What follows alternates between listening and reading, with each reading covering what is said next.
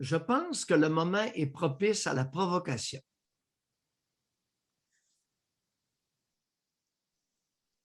Deux sujets pour ce matin.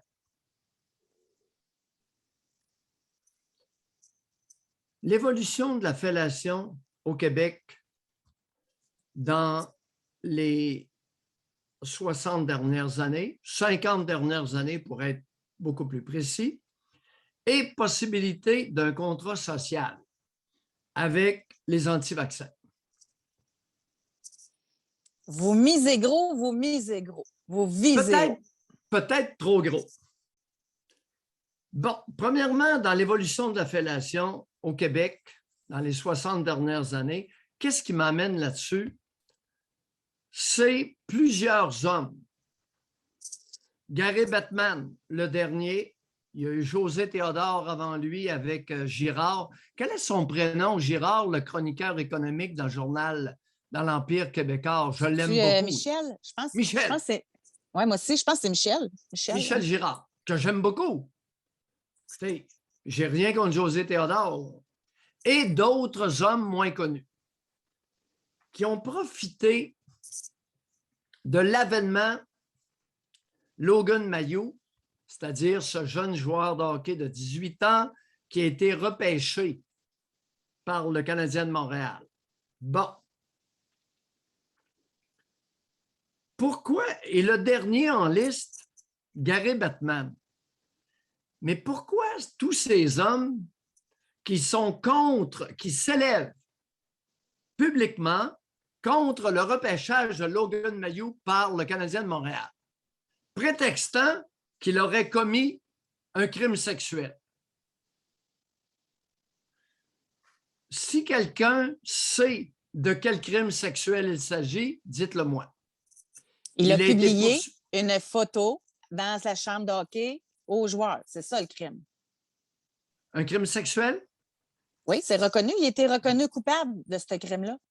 Diffamation. À niveau sexuel, à connotation sexuelle. Oui, à connotation sexuelle, mais il n'a pas commis une agression sexuelle. Je ne pense pas. Non, mais il a publié ces photos-là. Oui, il a diffamé.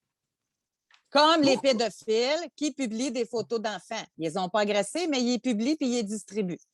Ça, c'est... Oui, mêlons pas les choux et les carottes, là, c'est compliqué. Je comprends ton point, je le respecte, mais... Bon. Poursuivez. Alors, comment se fait-il que Bettman, Girard, Théodore et plusieurs autres hommes moins connus qui sont intervenus nous ont tous mentionné qu'ils avaient des filles et des petites filles? Gary Bettman intervient contre le repêchage du Canadien de Logan Mailloux, alléguant qu'il a 2 filles et 4 petites filles. J'ai passé la fin de semaine à penser à ça. Et ça m'a amené à reconsidérer, à l'âge de 72 ans, l'évolution de la fellation au Québec. Jadis, il y a 60 ans, il y avait les femmes bien et les femmes faciles ou les traînées. C'était 2 groupes avec un clivage évident. La femme bien, c'était souvent une femme instruite qui ne s'était jamais masturbée. Souvent, la plupart du temps, anorgasmique, qui n'avait jamais connu l'orgasme, qui ne fellationnait pas, qui ne suçait pas et surtout qui n'avalait pas la déjection du pénis de son partenaire sexuel. Si quelqu'un n'est pas d'accord, levez-vous et dites-le moi. J'étais de l'époque. J'étais là. Ça, c'était les femmes bien. Et il y avait les femmes faciles et les traînées qui suivaient les équipes sportives, étaient portées sur les relations sexuelles. Est-ce qu'elle jouissait? Je ne le sais pas. Mais je le sais qu'elle était portée sur les différents comportements sexuels. Il y avait donc cette distinction très forte jusqu'à il y a 40 ans. Et j'ai oublié de vous dire que la femme bien était dégoûtée par les pratiques sexuelles, fellation, avalée, etc.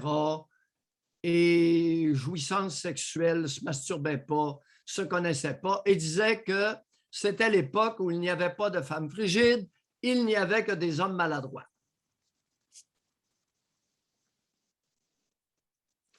Il y a 40 ans, début d'un changement vraiment important. Les femmes bien, belle personnalité, instruites, avec différentes professions, infirmières, universitaires, ingénieurs, n'importe quoi, se livraient en catimini à des pratiques sexuelles jadis dénigrées par leurs consoeurs. J'ai commencé à entendre parler de femmes qui aimaient prendre le membre viril de leur partenaire sexuel et de s'en pourlécher. Il y a 40 ans. Et graduellement, effectivement, il y a eu l'admission de la masturbation. Puis ceux qui ne se rappellent pas du psychologue, un psychologue, à un moment donné, attendez un peu, j'ai son nom sur le bout de la langue, qui avait été poursuivi par son autre professionnel pour avoir invité lors d'une conférence les femmes à se masturber. Pas pendant la conférence, là. Il a été poursuivi. Ben oui. Ben, José. Je ne savais pas celle-là. Tu étais fillette à l'époque. Ben oui. Oui, je savais Attendez pas. un peu, les abonnés, là, comment ça s'appelle? Ils faisaient partie d'une secte. Il était raélien. Il faisait partie de la secte de... Le psychologue... Il était... Ben, OK. Ça fait une trentaine d'années de ça. En tout cas. Fait que, toujours est-il qu'il y a eu une évolution, et il y a une évolution importante. Et c'est ça à quoi m'ont fait penser ce matin les Girard, Bettman, Théodore et autres. Non, Claude Vorillon, c'était, j'ai pas dit que c'était le chef de la meute. C'était pas le chef, c'était pas Vorillon. C'était un psychologue. Ah, c'est plate, en tout cas. Puis un type très sympathique. Puis il est simplement allé inciter les femmes à se masturber dans une conférence. Il avait raison. Il avait raison, mais il n'avait pas le droit de le dire encore. Mais là, c'est quoi le lien avec Batman puis avec les hommes? Ben, c'est pourquoi, écoute, je ne suis pas encore sûr de mon affaire, mais comment se fait-il que Girard, Batman, Théodore et d'autres hommes nous dévoilent qu'ils sont pères de filles? On s'en maudit-tu qu'ils soient pères de garçons ou de filles? Oui, mais c'est parce qu'eux autres se mettent dans la situation. Si c'était leur fille, que la photo aurait été diffusée partout, puis que tout. Je pense que c'est plus ça là, qui les embête ou qui les choque de s'imaginer que ça n'aurait pas arrivé à leur fille, puis que le Canadien de Montréal engage l'homme qui a publié ces photos-là. OK. Non, je suis ouvert, j'écoute, mais il y a quelque chose là, les amis. Okay. Et je soupçonne qu'il y a un lien avec l'évolution de la fellation chez la femme. OK. Et on n'ira pas plus loin. Alors, là, le temps file, c'est ça, j'ai hâte de vous entendre concernant le contrat social. Contrat social, vendredi matin, CNN publie un reportage sur une femme de 44 ans qui était admise dans un hôpital avec les petits tubes d'oxygène dans le nez. Il nous la montre, José, minimalement 300 livres. Minimalement 300 livres. J'écoute ça. Elle est enragée après elle-même pour avoir refusé le vaccin. Pas vaccinée pantoute. Elle était enragée. Et si tu avais vu sa rage, je suis enragé après moi-même avec un beau sourire de ne pas avoir accepté le vaccin. Ah, c'est un peu une farce. Et là, ce qui est en train de se passer au Canada et aux États-Unis, c'est un clivage. Presque,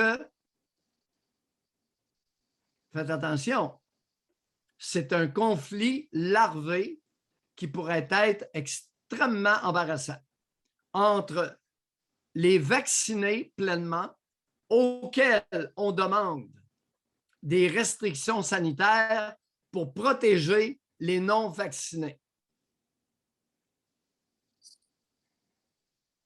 Compte tenu, José, que le vaccin antivirus chinois est un traitement, compte tenu qu'en Amérique, on a le droit de refuser un traitement, si à partir du 1er octobre, nous respections dans nos hôpitaux le refus des citoyens à la vaccination et que vous ne pourriez pas être traité dans un hôpital. Ou payer les frais de votre poche. Non, même pas. Non, moi, c'est le contrat social. On va respecter votre refus de vous faire vacciner. Ça va être considéré à partir du 1er octobre comme un refus de traitement. Vous allez être respecté, mais vous n'entrez pas dans aucun hôpital. On va vous faire un test à l'entrée, puis si jamais vous avez été... oui, Chabot, c'est en plein ça. Claude Chabot, le psychologue en question. Alors, à l'entrée de n'importe quel hôpital ou de clinique, c'est regrettable, mais vous retournez chez vous. Nous respectons, nous pourrions respecter votre refus de traitement. Alors, ce sont les quelques propos légèrement provoquants qui ont résulté. Mais il arrive quoi? Moi, je trouve ça intéressant, là, votre point. Okay? Mais il arrive quoi si on ne les accepte pas dans les hôpitaux? On les laisse chez eux? Il arrive quoi quand tu attrapes la grippe? Puis prétextons que, écoute, tu as attrapé la grippe et puis tu ne peux pas te présenter à l'hôpital, tu vas faire ta grippe chez vous, c'est tout. C'est ceux qui ont besoin d'être aux soins intensifs. Puis, non, regarde, je me reprends. Vous avez le droit, dans nos sociétés nord-américaines, on a le droit de refuser un traitement et de mourir de la maladie. On a le droit si on a toute sa tête.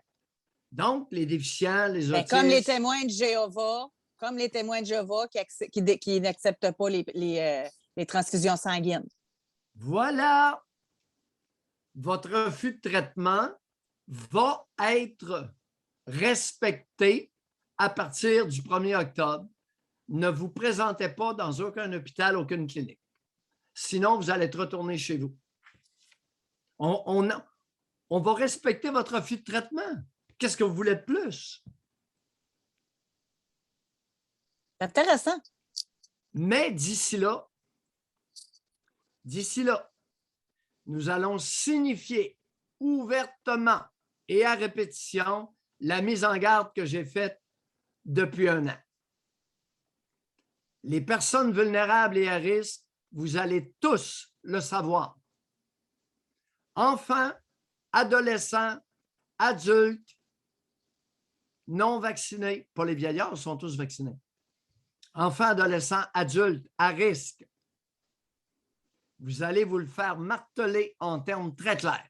Ça, il faut le faire, par exemple. Parce qu'aux États-Unis, peux-tu croire, à CNN, qu'on n'ose jamais, puis on n'a pas osé dire à la 300 livres obèse qu'elle était extrêmement à risque. Comment se fait-il? Expliquez-nous. Le journaliste a raté son entrevue totalement.